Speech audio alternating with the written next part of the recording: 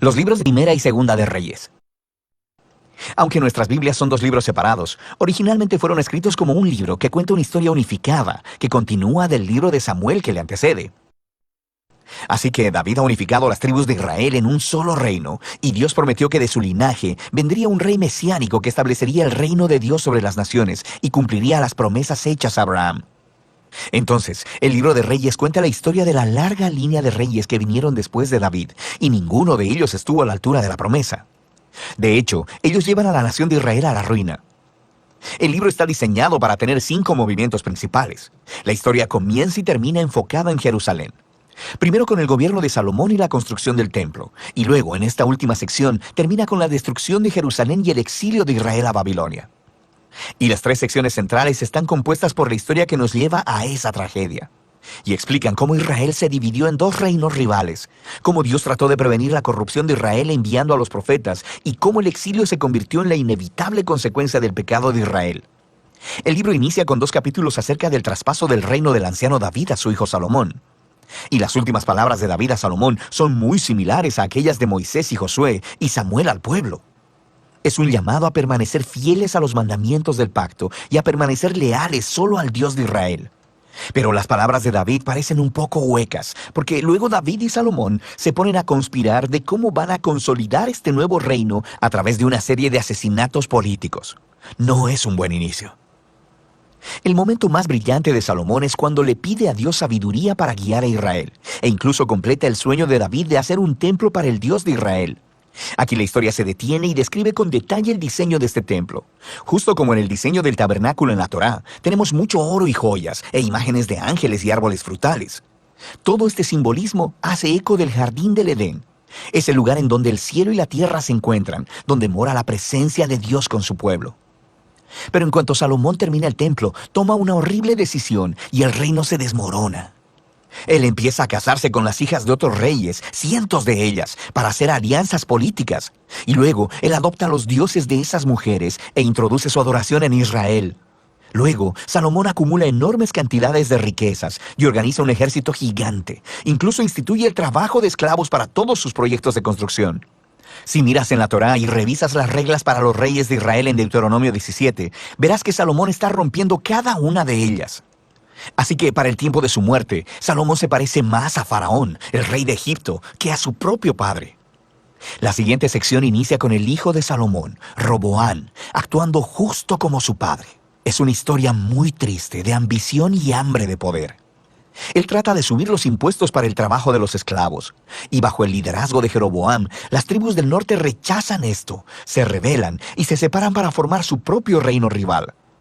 Y ahora en la historia tienes al reino del sur, Judá, centrado en Jerusalén con reyes del linaje de David.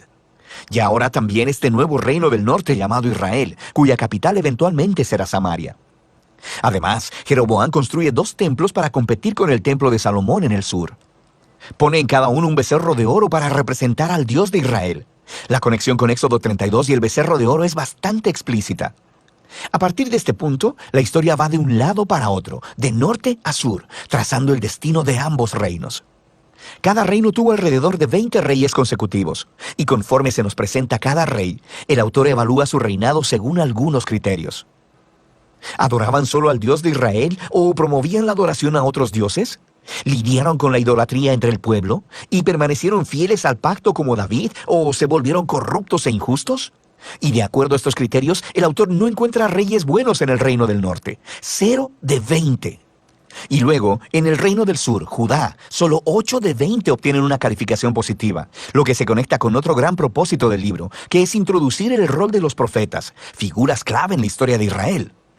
En la Biblia, los profetas no eran adivinos, sino que hablaban en nombre del Dios de Israel y desempeñaban el rol de guardianes del pacto, lo cual significa que condenaban la idolatría y la injusticia tanto de los reyes como del pueblo.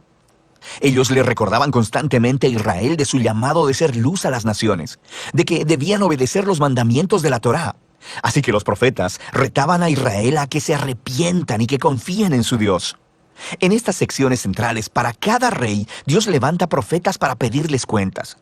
Los profetas más prominentes son los del norte. Elías y su discípulo Eliseo están justo ahí en el centro del libro.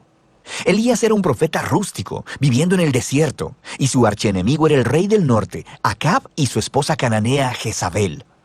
Juntos habían instituido en Israel la adoración al dios cananeo, Baal. Así que en una famosa historia, Elías retó a 450 profetas de Baal a una contienda para ver cuál dios era el real. Así que ambos construyeron altares y oraron a sus dioses, pero solo el Dios de Israel respondió con fuego. Después de esto, Acab utiliza su poder real para asesinar a un agricultor israelita y robar el viñedo de su familia. Y Elías confronta una vez más la injusticia de Acab y anuncia la decadencia de su descendencia. Elías eventualmente pasa el manto de su liderazgo profético a un joven discípulo llamado Eliseo, quien pide 2 veces la autoridad de Elías. Y lo que es fascinante es que el autor, que ha contado 7 obras milagrosas de Elías, luego ofrece historias de 14 actos de poder de Eliseo. Ambos profetas fueron claramente hombres extraordinarios y jugaron el mismo rol: confrontar a los reyes de Israel por la idolatría y la injusticia. Y en último término, no tuvieron éxito en hacer que Israel se aparte de la apostasía. En la siguiente sección, el reino del norte es sacudido por una revolución sangrienta iniciada por un hombre llamado Jehú, quien destruye a la familia de Acab. Aunque Jehú fue inicialmente comisionado por Dios, su violencia se sale de control y crea una espiral de asesinatos políticos y rebeliones de los que Israel jamás se recuperó. Después de Jehú, tenemos golpe tras golpe, y cada rey sigue a otros dioses y permite injusticias horribles. Todo nos lleva a Segunda de Reyes, capítulo 17.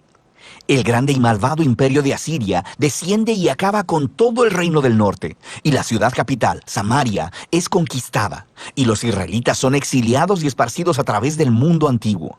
Ahora, el capítulo 17 es clave. El autor detiene la historia y ofrece una reflexión profética de lo que acaba de suceder. Él culpa la caída del reino del norte a la idolatría y a la infidelidad al pacto de Israel y sus reyes, y por tanto, Dios les ha hecho enfrentar las consecuencias de sus decisiones. El último movimiento del libro nos cuenta la historia del solitario reino del sur. Aquí conocemos a varios reyes muy heroicos, como Ezequías, quien confía en Dios cuando los ejércitos de Asiria tocan la puerta de Jerusalén. O Josías, quien descubre un rollo perdido de la Torá en el templo. Empieza a leerlo y es confrontado, e instituye reformas religiosas para quitar la idolatría y las influencias cananeas de la tierra. Pero Judá ya está demasiado arruinado. El rey que gobierna entre estos dos, Manasés, es por mucho el peor. Él no solo introduce la adoración de estatuas de ídolos en el templo de Jerusalén, también establece el sacrificio de niños. Así que Dios envía profetas para decirles que el tiempo se ha terminado. Israel ha alcanzado el punto sin retorno. Los últimos capítulos cuentan la historia del imperio babilónico, que viene a invadir Jerusalén, destruir el templo y llevar al pueblo y al linaje de David al exilio. Y así termina la historia, dejando que nos preguntemos, ¿ha terminado Dios con Israel? ¿Ha terminado con el linaje de David? Bueno, el párrafo final se proyecta alrededor de unos 40 años en el exilio y narra una historia muy extraña. Se trata de Joaquín, un descendiente de David, quien hubiera sido rey si hubiera estado en Jerusalén. Y el rey de Babilonia lo libera de la prisión y lo invita a comer en la mesa real por el resto de su vida, y ahí termina el libro. No es mucho, pero es una historia que da un rayo de esperanza en que Dios no ha abandonado al linaje de David. Ahora, la pregunta es, ¿cómo Dios cumplirá sus promesas a Abraham y a David? ¿Cómo bendecirá a las naciones y traerá el reino mesiánico? Y para responder a esas preguntas, debes leer la sabiduría de los libros proféticos. Pero por ahora, ese es el libro de Reyes.